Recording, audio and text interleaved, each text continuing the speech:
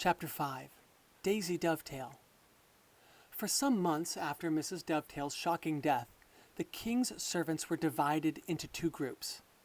The first group whispered that King Fred had been to blame for the way she died.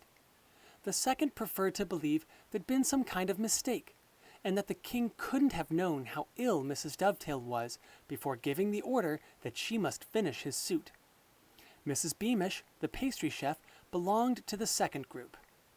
The king had always been very nice to Mrs. Beamish, sometimes even inviting her into the dining room to congratulate her on particularly fine batches of Duke's Delights or Folderol fancies, so she was sure he was a kind, generous, and considerate man.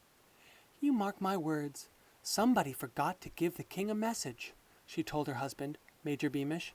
"He'd never make an ill servant work. I know he must feel simply awful about what happened." "Yes," said Major Beamish, "I'm sure he does."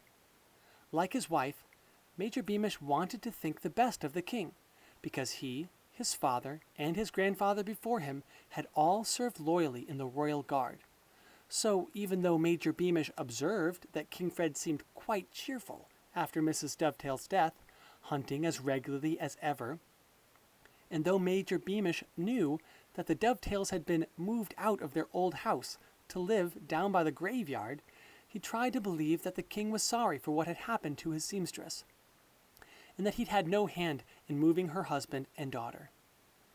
The Dovetails' new cottage was a gloomy place. Sunlight was blocked out by the high yew trees that bordered the graveyard, although Daisy's bedroom window gave her a clear view of her mother's grave through a gap between dark branches. As she no longer lived next door to Bert, Daisy saw less of him in her free time, although Bert went to visit Daisy as often as possible. There was much less room to play in her new garden, but they adjusted their games to fit.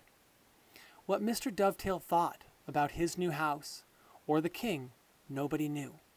He never discussed these matters with his fellow servants, but went quietly about his work, earning the money he needed to support his daughter and raising Daisy as best he could without her mother. Daisy, who liked helping her father in his carpenter's workshop, had always been happiest in overalls. She was the kind of person who didn't mind getting dirty, and she wasn't very interested in clothes. Yet, in the days following the funeral, she wore a different dress every day to take a fresh posy to her mother's grave.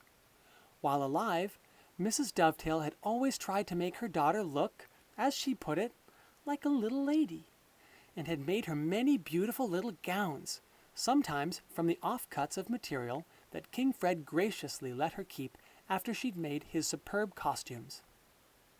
And so a week passed, then a month, and then a year, until the dresses her mother had sewn her were all too small for Daisy, but she still kept them carefully in her wardrobe.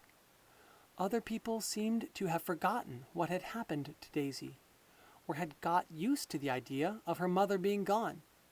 Daisy pretended that she was used to it too. On the surface, her life returned to something like normal. She helped her father in the workshop, did her schoolwork, and played with her best friend, Bert. But they never spoke about her mother, and they never talked about the king. Every night, Daisy lay with her eyes fixed on the distant white headstone shining in the moonlight until she fell asleep.